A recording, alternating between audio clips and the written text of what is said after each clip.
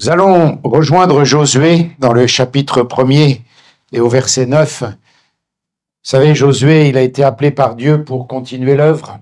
Il doit franchir le Jourdain, il doit emmener le peuple vers quelque chose de nouveau. On va faire un peu d'histoire ce matin. Si tu peux mettre Josué, chapitre 1er, verset 9. Dieu lui parle et Dieu lui dit la chose suivante. « Je t'ai donné cet ordre. Prends courage et tiens bon. Ne crains rien. Et ne te laisse pas effrayer, car moi, l'Éternel, ton Dieu, je serai avec toi pour tout ce que tu entreprendras. » Qu'est-ce qu'on aimerait avoir que des promesses comme ça? Dieu vient nous parler là. Mon frère, ma sœur, je suis avec toi dans tout ce que tu entreprendras. Tout. Sauf que Josué, il ne savait pas ce qu'il y avait derrière et ce qu'il l'attendait dans le pays de la conquête. Alors c'est mieux quand Dieu à l'avance dit « Je suis avec toi » pour ce qui va se passer. Et je voudrais parler ce matin du thème de faire face à l'inconnu. C'était le cas de Josué. Josué, quand il doit aller dans le pays de la promesse, il ne sait pas ce qui l'attend. Ou il sait imaginer quelque chose, mais il est à 100 lieues de connaître tout. Et quand on est face à l'inconnu, il faut avoir le courage de faire face à cet inconnu. Je ferai un parallèle ce matin avec notre départ, avec le départ de l'Église, où nous partons nous aussi vers l'inconnu. Et je vous ai dit un peu d'histoire. Je ne sais pas si vous connaissez, si vous connaissez l'expression « franchir le Rubicon ».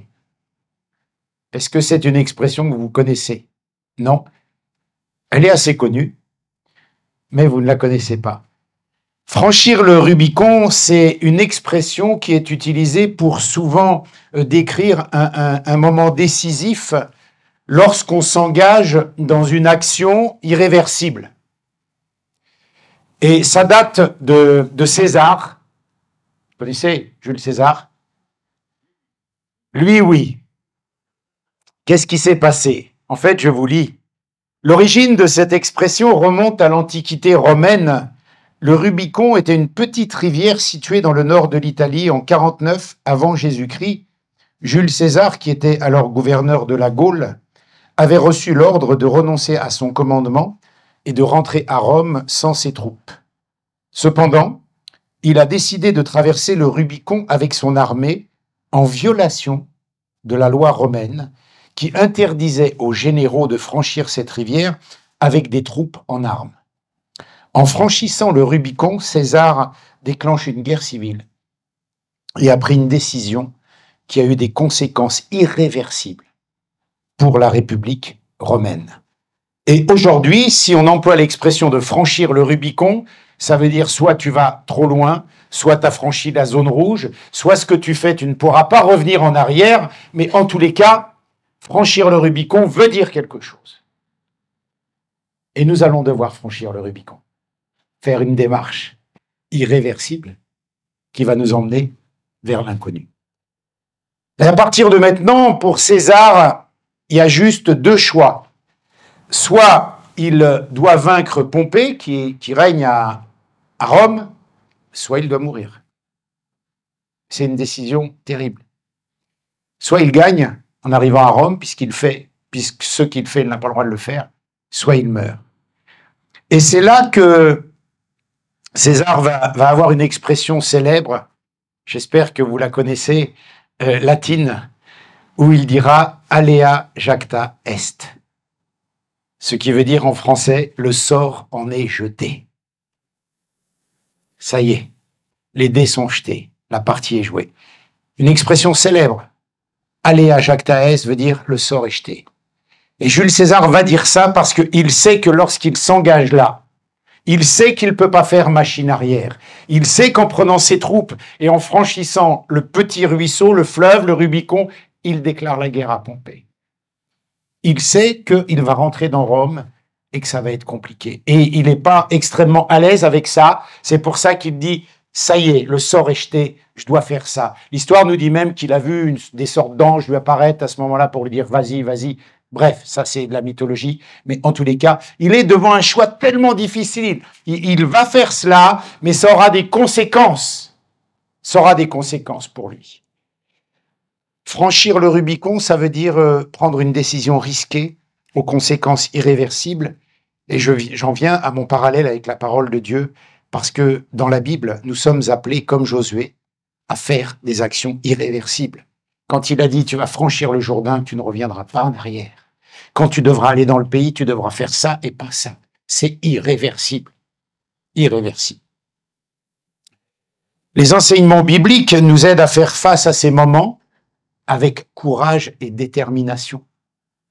Quand nous avons devant nous l'inconnu, quand nous devons prendre des décisions irréversibles pour franchir notre propre Rubicon personnel ou nos Rubicons de départ d'une église, c'est vers l'inconnu face à des choses que l'on ne connaît pas. Et là, il est bon d'avoir la promesse de Josué qui dit « Je suis avec toi dans tout ce que tu entreprendras ». Ça rassure.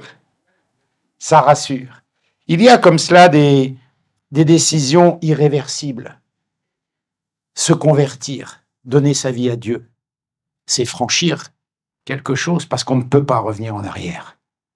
Quand on fait ce choix de se convertir, on fait un demi-tour à notre vie passée, on se tourne vers Dieu avec, à ce moment-là, on est vraiment sincère, la promesse de jamais regarder en arrière, la promesse de ne jamais plus faire ce que nous faisions avant. C'est irréversible comme choix. Des fois, on a peur. Comment je vais obéir à Dieu quand il va me demander ça? Comment je vais obéir à Dieu quand il va me demander ça? Comment je vais obéir à Dieu quand il va me demander ça? Et puis, on sait qu'on ne peut pas faire machine arrière. César était dans ce choix-là.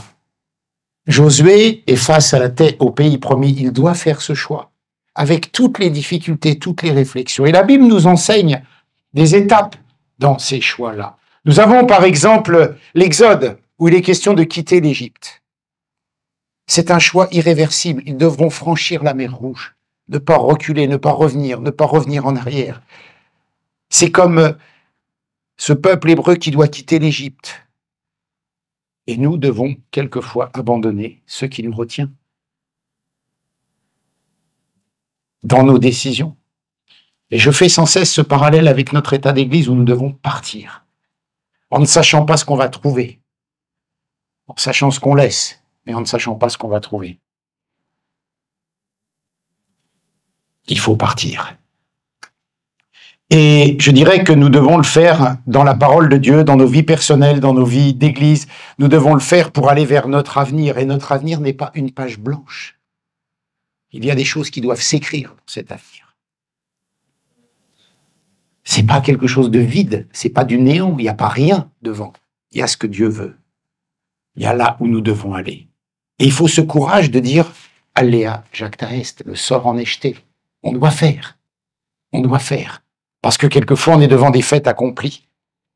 Et ce récit, ce première partie qui nous permet de franchir ce Rubicon, d'aller vers ce vers quoi nous devons aller, même si c'est dur, même si c'est irréversible, eh bien, l'exemple de l'Exode nous le donne parce que Dieu est avec nous dans les moments difficiles.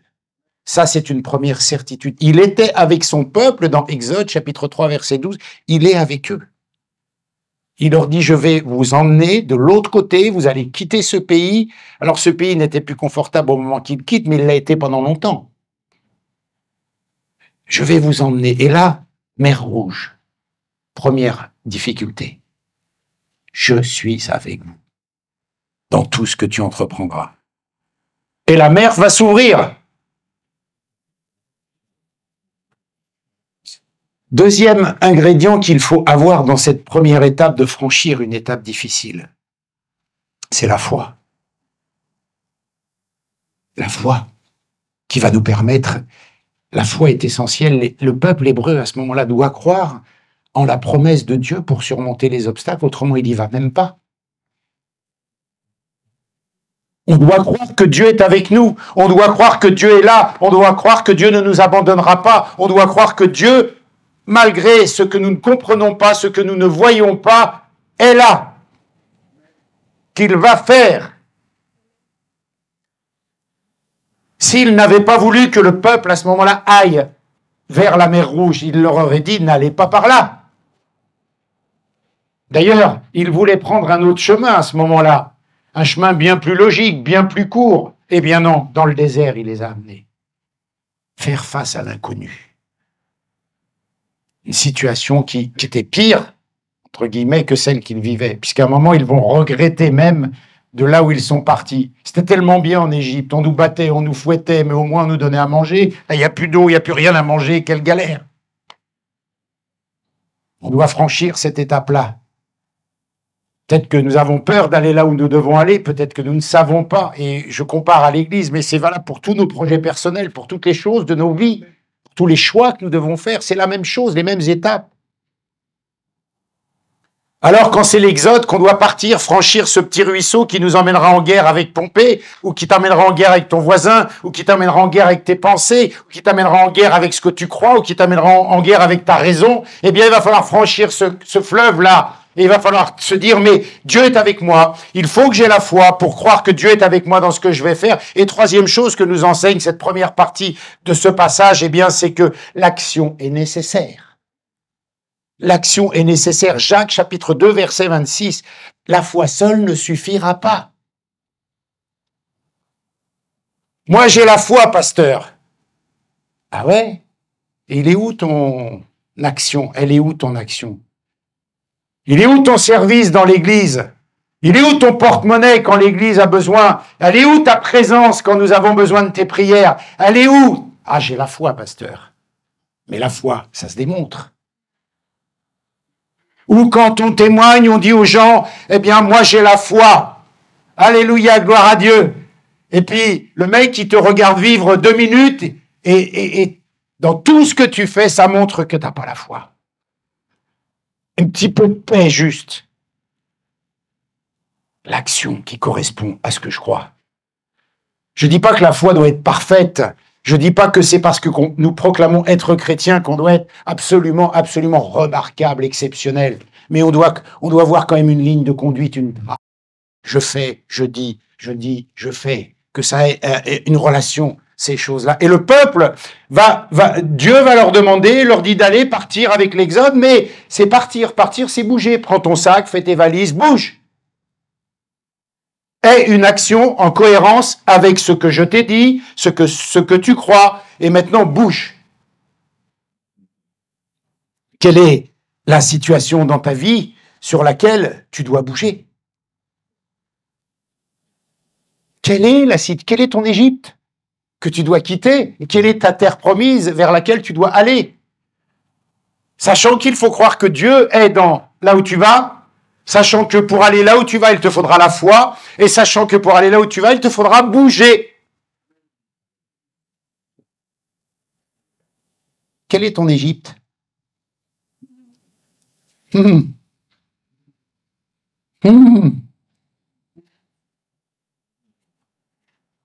j'ai mal à la gorge, je vais faire tout le temps ça.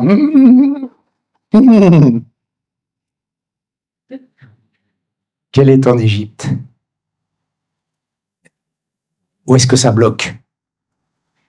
Où est-ce que ça bloque? Seigneur, nous te prions pour avoir la force, pour avoir la détermination de nous engager sur la voie qui est devant nous. Parce que tu le veux. Parce que le sort en est jeté. C'est comme ça, on ne peut pas faire autrement. Parce que j'ai besoin de la foi. Et parce qu'il va falloir que je bouge pour faire ça. Seigneur dit, allez, bâtissez mon église. Elle va pas se bâtir sans tes bras. Elle va pas se bâtir sans tes jambes. Elle va pas se bâtir sans ton porte-monnaie. Elle va pas se bâtir sans ta prière. Elle va pas se bâtir sans ta présence. Elle va pas se bâtir sans ton témoignage. Elle va pas se bâtir sans rien. J'ai la foi.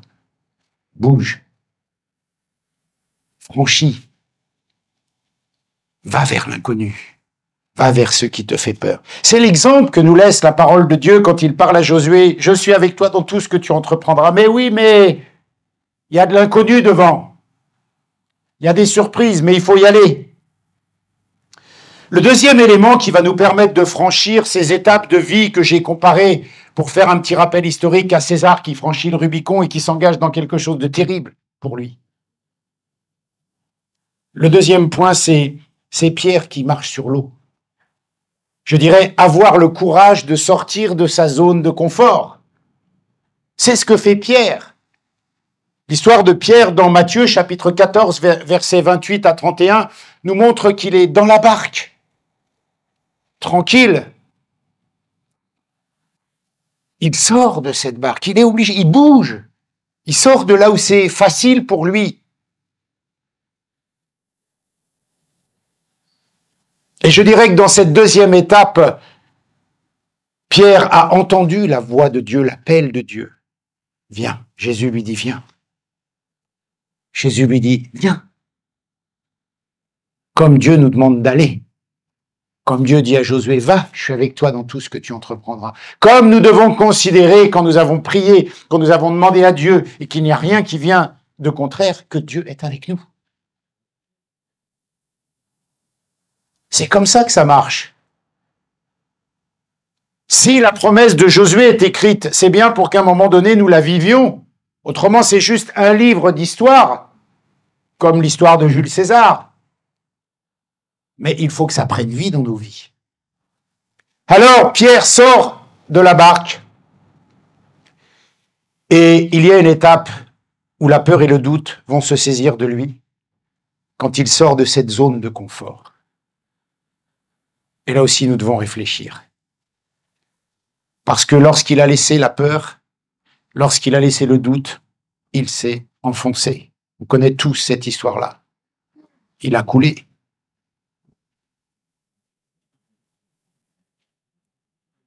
Mais là encore, il y a le soutien divin. Jésus va lui attraper la main et va l'empêcher de sombrer. Est-ce qu'il savait nager? Est-ce qu'il savait pas nager? J'en sais rien, mais il y avait du vent. C'était pas facile. Franchir le Rubicon, c'est comme marcher sur l'eau à un moment donné. Il va falloir répondre à ça. Sortir de notre confort. Se retrousser les manches. Aller au travail. Bouger. Parce que Dieu a besoin de nous.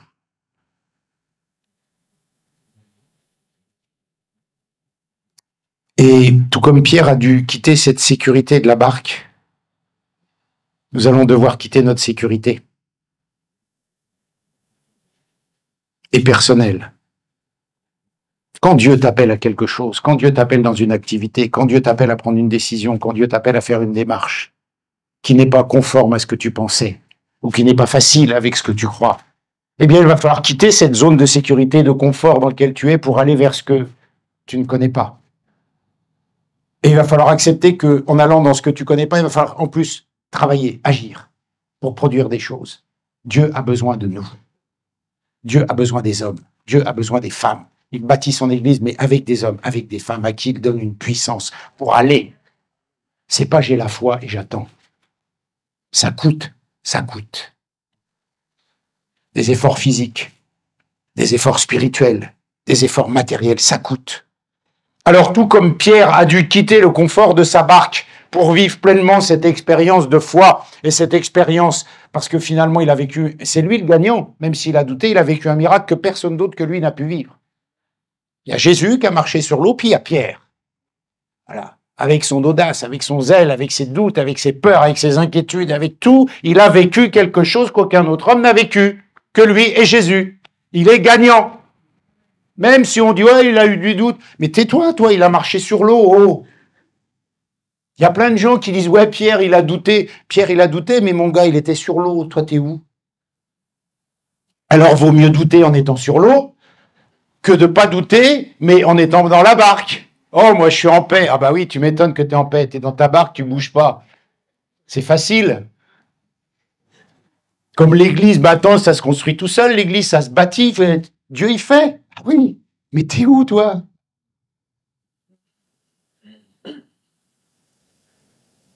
César, quand il va franchir ce fleuve, il déclare une guerre à Pompée.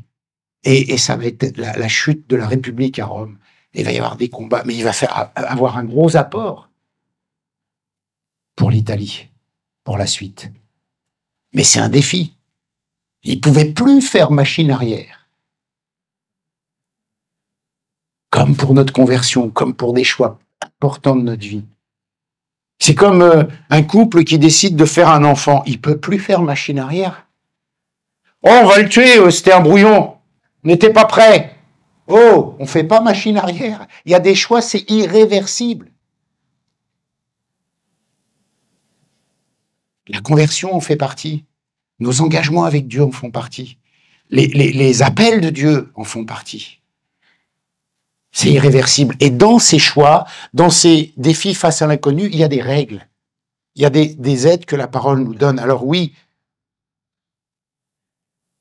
on doit identifier les domaines de nos vies dans lesquels nous aussi nous devons sortir de nos zones de confort. Je ne connais pas les domaines personnels qui sont les tiens, mais je connais ceux à titre d'église. Il y a l'église facile, il y a l'église où on te donne tout clé en main, et puis il y a l'église où il faut bâtir.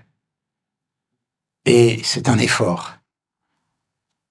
Il y a l'inconnu, le Rubicon, il y a Taverny.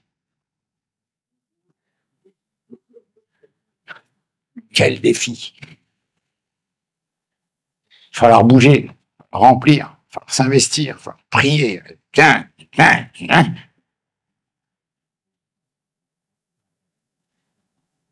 Et dans les vies personnelles. Prions pour avoir le courage de suivre l'appel de Dieu, nous engager pleinement dans des actions. Prions pour avoir ce courage-là. Des actions qui peuvent nous sembler effrayantes, mais qui, en réalité, nous rapprocheront de Dieu. Parce que Pierre, par exemple, il a vécu quand même quelque chose d'extraordinaire. Il a vécu un moment glorieux de miracle. Il a vécu le secours de Dieu. Il peut se vanter d'être le seul à avoir vécu ce qu'il a vécu. Il est gagnant dans tous les domaines. Et même Jésus qui lui dit « Pourquoi t'as douté ?» c'est pas un gros reproche, quoi, parce que il lui tend la main, il sort de l'eau quand même. C'est pas « Pourquoi t'as douté ?» Ah, t'auras pas ma main. Ah, ça y est, t'es mort. C'est pas ça. Comme on fait certains chrétiens avec d'autres chrétiens qui ont douté. Ah, t'as douté, t'es foutu. Ça y est, je tac. Non, Jésus l'a attrapé, il l'a sorti. Il a dit « T'as douté, hein? Bon, mais vas-y. » Il a vécu quelque chose de grand, Pierre, en bougeant.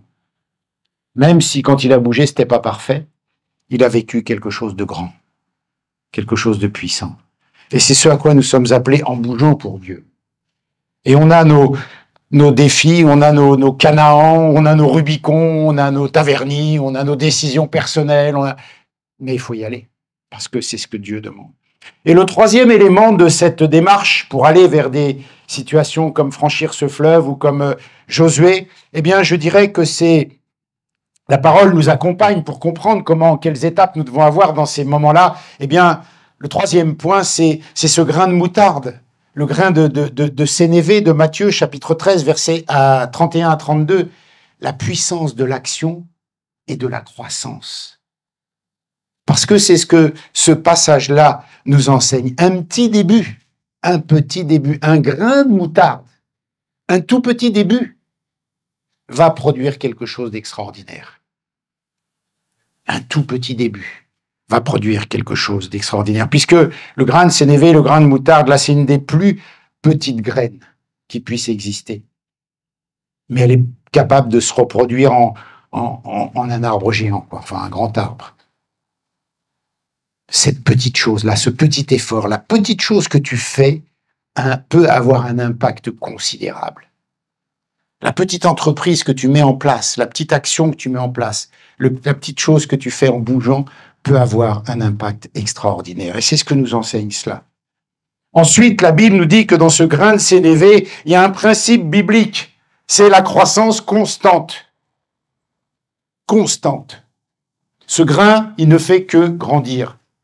Il ne meurt pas, il ne rétrécit pas, il ne diminue pas, il ne fait que grandir. Parce que Dieu est dans la croissance, Dieu est dans la vie. Voilà un autre principe. Il devient de plus en plus solide. Il devient de plus en plus enraciné. Mais vous voyez que nous sommes à la troisième partie. Il a fallu entendre l'appel, il a fallu bouger, il a fallu faire tout cela en conséquence pour arriver là. Et ce grain, quand il émerge, quand il devient un arbre qui grossit, il devient un refuge pour les autres. Parce qu'on peut s'abriter en dessous. Un peu comme une petite église de rien, avec des gens qui veulent y aller. C'est une petite œuvre qui semble misérable, mais il y a la croissance qui rentre dedans, et derrière cela, elle est tellement grande que des gens viennent s'abriter. Comme, c'est vrai que si on regarde ce grain de moutarde au départ, on se dit, c'est pas chez toi qu'on va s'abriter, c'est évident. Et quelques mois après, ou quelques années, je sais pas combien de temps met l'arbre pour pousser, mais en tous les cas, quelques temps après, oh, il y a du soleil, j'irai bien m'abriter sous l'arbre, qui était rien du tout. C'est bon pour les autres. C'est bon pour les autres. C'est un refuge pour les autres. Alors, je dirais que franchir ce fleuve, franchir ce Rubicon, aller vers nos défis, eh bien, c'est semer un grain de moutarde aussi, qui aura ses principes de croissance et qui deviendra un refuge pour les autres, qui deviendra capable d'abriter les gens. Vous imaginez quand on démarre une petite œuvre, une petite assemblée, quelque chose, et que ça devient quelque chose où il y a 40 000 personnes, que des gens viennent trouver la foi, trouver la paix en Jésus-Christ, trouver la guérison, trouver le salut, trouver tout ce que la Bible promet, parce que tu as planté un grain de sénévé qui a cru, du verbe croître. C'est pas le grain qui avait la foi, c'est il a cru, grandir. Et puis cet arbre va abriter des gens à la finale. Alors, on peut réfléchir au grain de moutarde qu'on va semer nous aussi, dans ces défis-là. On peut s'interpeller. Quel grain de moutarde je dois semer, moi? Alors peut-être que tu es en train de penser beaucoup moins à l'église dans laquelle nous allons aller, mais beaucoup plus à tes problèmes personnels, ce qui est tout à fait honorable et louable. Quel grain de moutarde tu vas semer dans ta vie personnelle?